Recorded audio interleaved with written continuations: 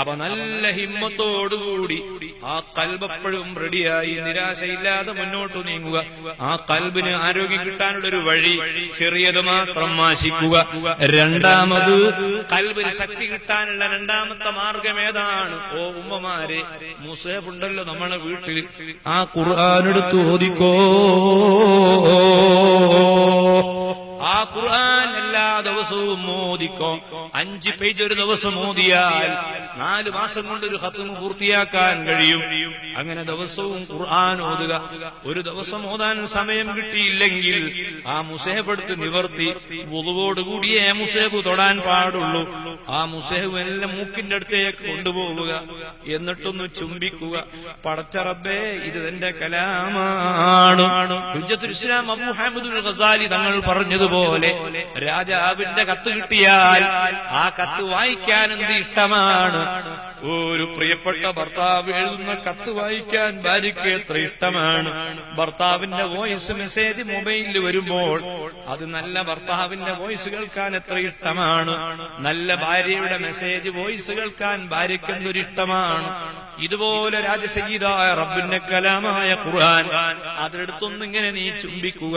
സയ്യിദുനാ Umar bin Khattab റളിയല്ലാഹു അൻഹു എല്ലാ ദിവസവും ഖുർആൻ ഓതും. സമയം കിട്ടുന്നില്ലെങ്കിലും ഖുർആൻ ചുംബിക്കും. ആ ഖുർആനെ ഓതിയാൽ ഖൽബിന് ഉറപ്പ് കിട്ടും. മൂന്നാമത്തേത്, മനസ്സിന് നല്ല ഉറപ്പുള്ള വലിയ വലിയ അലിമീങ്ങളുണ്ട്, സ്വാലിഹീങ്ങളുണ്ട്.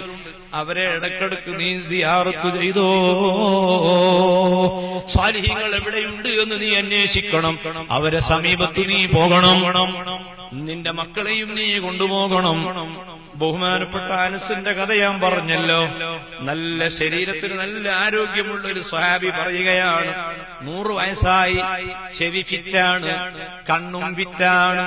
കണ്ണിന് നല്ല കാഴ്ച ശക്തിയുണ്ട്, ചെവിക്ക് നല്ല കേൾവി ശക്തിയുണ്ട്. സഹീഹുൽ ബുഖാരിന്റെ ഹദീസിൽ കാണാം, മാ മുത്തീതു ബിഹി ബസരി വസമ്മി ഇല്ലാ ബിദുആഇ റസൂലില്ലാഹ്. റസൂലുള്ളാഹിന്റെ സുഹബത്ത് കൊണ്ടാണ് എന്റെ കണ്ണിന് കാഴ്ച കൂടിയതും എന്റെ കാതിന് കേൾവി കൂടിയതൊക്കെ ആ റസൂലുള്ളാഹിന്റെ സുഹബത്ത് കൊണ്ടാണെന്ന് സ്വഹാബത്ത് രേഖപ്പെടുത്തുന്നു.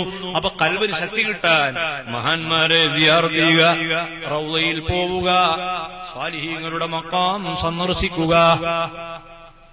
ഇനി പിന്നൊന്നേതാണ്? ഖൽബിന് ശക്തി കിട്ടാനുള്ള നല്ല വഴി എന്താണ്? രാത്രി സമയത്ത് എഴുന്നേൽക്കുക. എന്നിട്ട് പാതിര സമയത്തിനു ശേഷം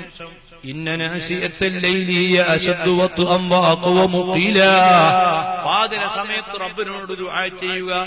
അല്ലാഹുമ്മ സബ്ബിത് ഖൽബി അലാ ദീനിക എന്ന് തഹിയ്യാത്തുൽ മസീഹ് ദജ്ജാലിന് ശേഷം യാ മുഖല്ലിബൽ ഖുലൂബ് സബ്ബിത് ഖൽബി അലാ ദീനിക എന്ന് ദുആ ചെയ്യുക.